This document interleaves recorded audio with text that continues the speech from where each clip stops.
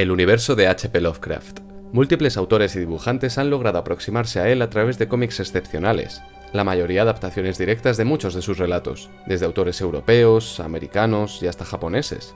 Pero nadie ha conseguido saltar y zambullirse en la obra del genio de Providence, como Alan Moore y Jason Burroughs. Siempre me ha dado algo de rabia que cuando me preguntaban cuál era mi cómic favorito, mi respuesta siempre fuera Watchmen. Qué típico, ¿no? Pero no se puede negar que es una de las obras culmen del género de superhéroes. Y tampoco quiero entrar en el debate de si se podría considerar como tal debido a su análisis y reinterpretación del género. Y ahora, después de varios años, Watchmen ha sido relegado de ese puesto. Pero, sorpresa, este nuevo cómic favorito es de...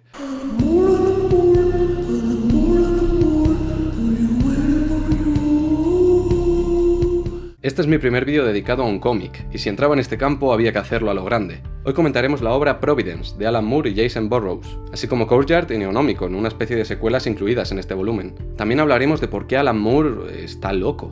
Está malito, de verdad. Bienvenidos a las profundidades de Lovecraft. Porque va a ser profundo esto, ¿eh?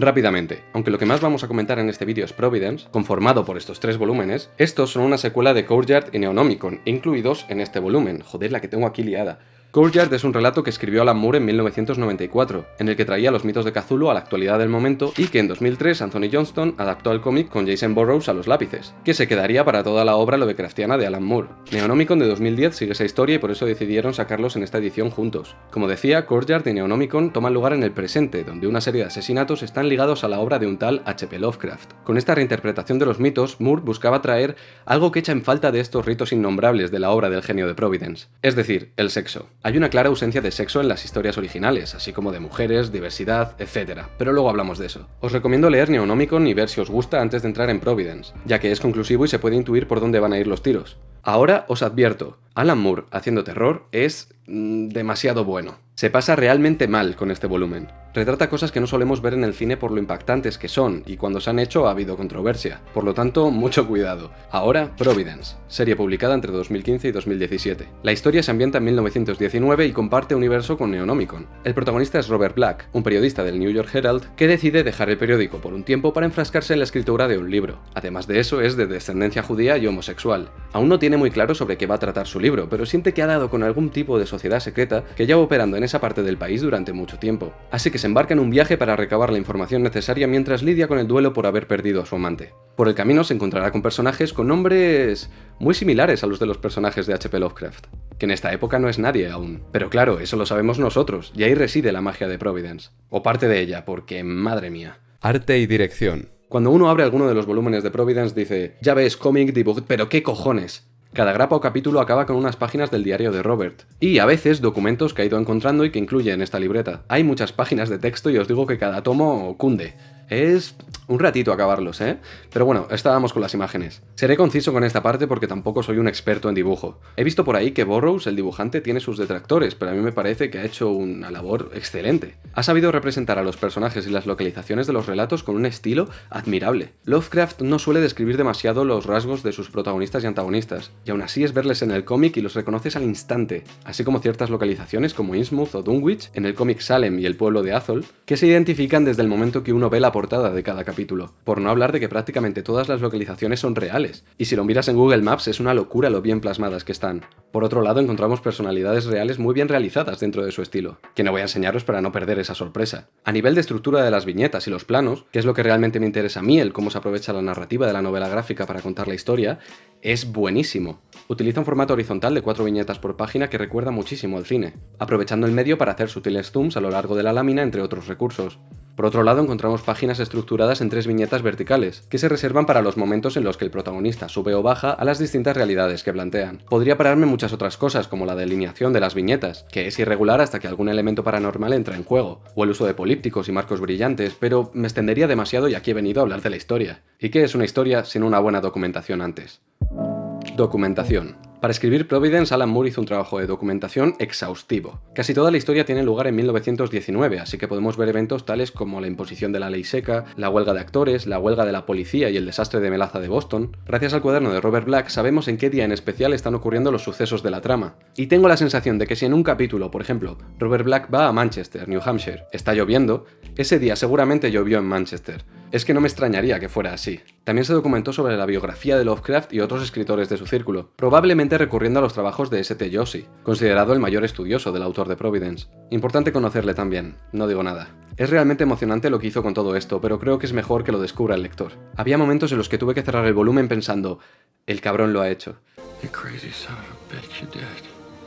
Sale Borges. Es que... De hecho, muchas de las cosas que menciono en el vídeo de la guía definitiva, desde la charla de Lord Dunsany en Boston hasta los Funko Pops de Cthulhu, aparecen. Y tiene sentido. Que por cierto, muchas de las imágenes que usé en ese vídeo son portadas alternativas de Providence. La documentación es un proceso que deberíamos exigir en cualquier obra, por mucho que no tengan lugar ni en nuestro universo. Y lo que hacen aquí es sobresaliente. Pero ahí, amigos, aquí no queda la cosa. Esto va más allá. Por el relato de... Alan Moore está malito. El guión está tan milimetrado que en vez de parecer artificial se hace sorprendentemente orgánico. El protagonista es un investigador, pero porque es escritor. Está buscando algo sobre lo que escribir y cree que ha encontrado un hilo del que tirar. Y estos dos planos, el de escritor e investigador, son perfectos para una historia lovecraftiana cargada de referencias. Esto es algo que explota muy bien en su diario. Con él nos permite conocerle en profundidad y saber sus inquietudes literarias, en las que hay pequeñas reflexiones sobre el género de terror, otros autores, sueños, etc. También podemos ver cómo es realmente Robert y no la simpática cara de neoyorquino que le presenta a todas las personas que entrevista. Podemos ver qué piensa realmente de los personajes y los lugares que conoce, y cómo chocan con quien realmente es. El protagonista es el ejemplo perfecto para que podáis ver la profundidad de las referencias que aquí encontramos, que va más allá del típico guiño o fanservice de otras obras. Robert Black es un periodista judío y homosexual que quiere escribir un libro, que está basado en Robert Blake, el protagonista del último relato escrito por Lovecraft, The Haunter in the Dark o El asiduo de las tinieblas, del que no se comenta nada sobre su orientación sexual o religión, que a su vez Lovecraft basó en su colega Robert Bloch, que os sonará por obras como El vampiro estelar o Psycho. Lo curioso es que, a pesar de tenerle un gran afecto, Lovecraft no sabía que su colega Robert era judío. A su vez, el personaje de Robert Black también está inspirado en otro amigo de Lovecraft, Samuel Lothman, cuya orientación sexual nunca conoció. ¿Y por qué hace esto? No solo para explorar el mundo del hombre homosexual de principios del siglo XX, del que muy poco se sabe realmente y que funciona como perfecto paralelismo con este mundo oculto de los mitos, sino para poner en un contexto lovecraftiano un arquetipo de personaje que choca mucho con las obras originales, protagonizadas por hombres blancos en buena posición social y económica, de los que no se solía mencionar sus creencias, cristianas si eran así, y que mucho menos eran homosexuales. De hecho, en Neonomicon los protagonistas son una mujer y un hombre negro, precisamente por eso, para explorar esas posibilidades ignoradas o evitadas por Lovecraft. Y de paso para hacer una curiosa crítica a la tendencia de la literatura de la época a no salirse de ciertos cánones. Y ojo que tampoco lo reprocha de forma mordaz. Es consciente de la mentalidad imperante de esos tiempos y reflexiona sobre el tema de una forma optimista. Y solo hay que ver la tendencia de la ficción en los últimos años para darse cuenta de que la cosa está cambiando. De que hay horizontes que no se habían contemplado antes. O que no interesaba que fueran contemplados. El contexto histórico es una movida, ¿eh? Y sobre la ficción se habla en Providence. Esta obra es metaficción también. Aparte de las continuas referencias de Robert al género, el estilo, etc., Moore parece buscar un sentido a toda la fascinación creada por los trabajos de Lovecraft, de la que me considero partícipe, después de que este hubiera muerto sin ser reconocido, porque son evidentes sus carencias como escritor. Quizá porque sus ideas son tan originales que solapan su extraño estilo, por ahí va la cosa. Y es increíble cómo adapta estas elucubraciones a la propia historia. Por otro lado, encontramos referencias muy locas y sutiles. Algunas de las que más me sorprendieron fueron a Mundo Disco o al Club Dumas de Arturo Pérez Reverte. Es que es surrealista, de verdad. Es un mago. La magia del lenguaje. Moore piensa que el lenguaje es como un tipo de magia, o mejor dicho, como lo mismo. No estoy de coña, y de hecho, os voy a poner un ejemplo. Escucha atentamente. Quiero que te concentres e imagines una ardilla en un parque. ¿Vale? He provocado que aparezca una imagen en tu cabeza. ¿No acabo de hacerte una especie de control mental? Un chiste puede ser peor que una maldición. Puede hacer que, aun habiendo muerto, la gente se siga riendo de ti y de tu descendencia. Los hijos de mis hijos irán por la calle y los señalarán. ¡Mirad! ¡Es la prole de Flick, el fracasado! El lenguaje es poderoso. Pero volviendo a la ardilla, ¿estaba esta sobre el césped? ¿Estaba sobre la rama de un árbol? Eso ya depende de ti y de las personas viendo esto. Es por ello que Alan Moore cree en la existencia de una realidad material y otra inmaterial, siendo conformada esta segunda por los reflejos del mundo material captados por los individuos. Podemos ver cómo trabaja con estos conceptos en obras como Promethea o Jerusalem. Y trabajando con la obra de Lovecraft le viene que ni pintado, porque en ella tenemos el mundo real y el mundo onírico. La analogía que hace con todo esto es fantástica. Volviendo con lo del lenguaje, para que os hagáis una idea de lo loco que está este hombre, vamos a hablar de esta viñeta, en especial de este bocadillo. ¿Cómo le ha tratado Providence hasta ahora? O How has Providence been treating you so far? Le pregunta este personaje al protagonista. Esto se puede entender como ¿cómo le ha tratado Providence la ciudad hasta ahora? Porque el protagonista acaba de llegar. ¿Cómo le ha tratado Providence la providencia hasta ahora? Siendo la religión y el destino temas recurrentes en la serie. ¿Cómo le ha tratado Providence el cómic hasta ahora? Recordemos que es una obra con alta carga metaficcional. Es como si le estuviera preguntando al personaje sobre la obra que protagoniza y que por lo tanto está viviendo. Y mi favorita, ¿cómo le ha tratado Providence el cómic hasta ahora? El cómic, sí. Pero esta vez la pregunta va dirigida al lector, ya sea una simple pregunta de si le está gustando la serie o sobre los eventos ocurridos recientemente, que no son fáciles de leer por lo duros que son. Y alguno pensará, venga, le estás dando demasiadas vueltas porque es Alan Moore. Pero ¿es casualidad que esta viñeta sea justo en primera persona? Y esto que acabamos de comentar es solo un bocadillo de una serie de 12 números. También está el tema del destino como algo que ya está escrito, porque es un cómic y literalmente está grabado en las páginas. Solo hace falta que el lector las lea para que cobren vida y avancen. Por eso el protagonista puede hacer poco para cambiar algo. Es como este meme que ha estado por Twitter de Rafa, que solo existe porque le estás leyendo. Y sí, sé que Alan Moore no ha inventado el fuego con esto, pero con el tema de que hay una profecía y demás lo hace de forma muy ingeniosa. Análisis de la primera página. Voy a analizar por primera vez una página de un cómic en un vídeo.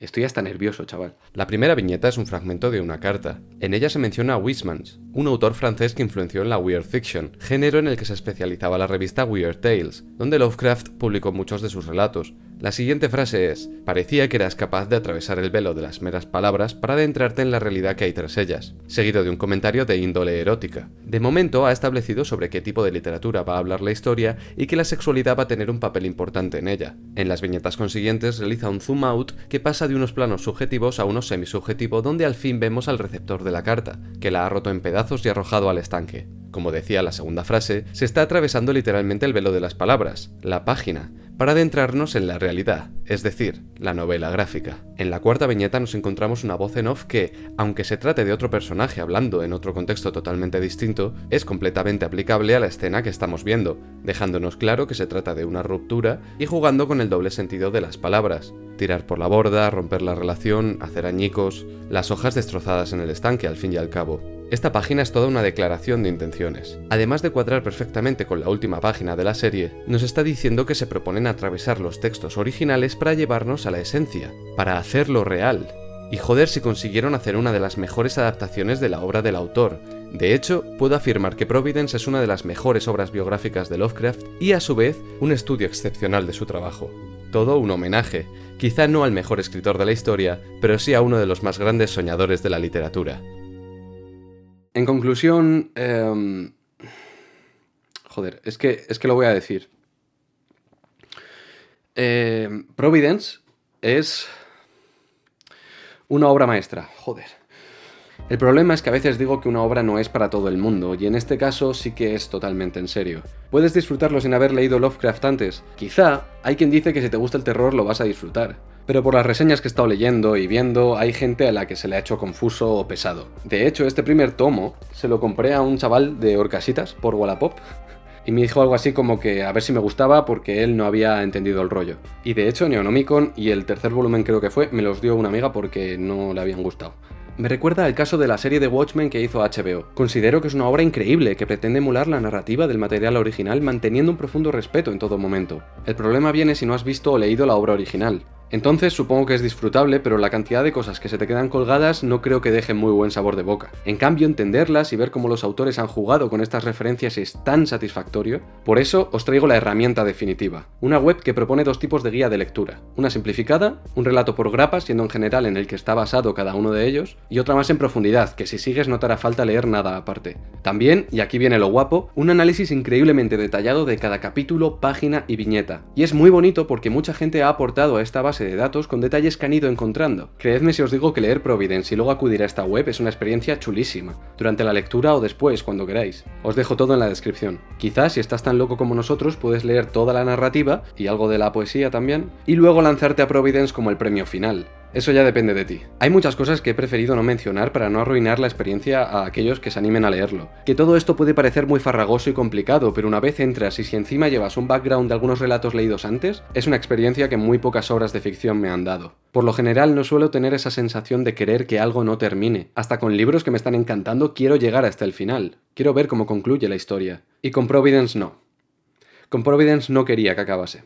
Es una pasada. Hasta el próximo vídeo.